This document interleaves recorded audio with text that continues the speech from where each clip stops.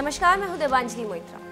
लोकसभा चुनाव जैसे जैसे नजदीक आता जा रहा है, देश के नेता और राजनीतिक पार्टियों ने अपने को लोकसभा के युद्ध में ढकेल दिया है।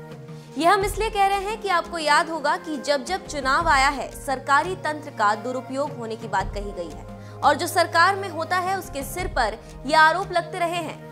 पहले यूपीए सरकार में बीजेपी के राष्ट्रीय अध्यक्ष अमित शाह को गुजरात में हुए कई मामलों में लपेटा गया, तो अपने नेता को फंसते देख बिलबिलाई बीजेपी ने देश भर में प्रदर्शन किया था और कहा था कि सरकार विपक्षी नेताओं पर गलत इल्जाम लगाकर फंसा रही है और सीबीआई का दुरुपयोग कर रही है। अब फिर 2019 में ठीक बीजेपी की तरह अब कांग्रेस समेत सभी क्षेत्रीय पार्टियां सत्ता में आसीन बीजेपी के ऊपर आरोप लगा रहे हैं कि सरकार सीबीआई का दुरुपयोग कर सभी विपक्षी नेताओं को परेशान करने का काम कर रही है। अब आते हैं मेन मुद्दे पर। 2 दिन पहले देश के सबसे बड़े घोटालों में से एक चिट फंड घोटाले में कोलकाता में सीबीआई कोलकाता पुलिस कमिश्नर के घर छापा मार दिया, जिसे नाराज पश्चिम बंगाल की मुख्यमंत्री ममता बनर्जी ने केंद्र की मोदी सरकार पर हमला बोला और कहा कि केंद्र सरकार राज्य सरकार को अस्थिर करना चाहती है। इसी को लेकर सीबीआई के खिलाफ धरने पर बैठ गई और चिट फंड घोटाले को छोड़ टीएमसी बनाम बीजेपी बना दिया और दोनों तरफ से आरोप प्रत्यारोप का दौर शुरू हो गया।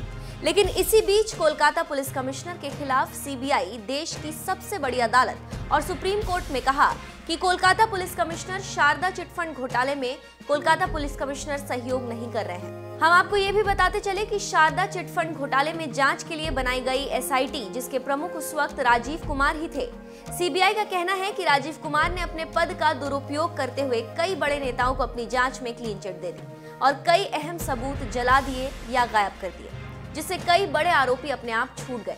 इसलिए हमने कई बार राजीव कुमार से जांच में सहयोग करने के लिए पत्र लिखा, लेकिन राजीव कुमार ने हमारी मदद नहीं की और इसमें आपका भी अपमान हुआ है, क्योंकि हम आपके ही आदेश पर इस घोटाले की जांच कर रहे हैं। केस की सुनवाई करते हुए चीफ जस्टिस रंजन गोगोई ने बड़े ही सख्त लहजे में कहा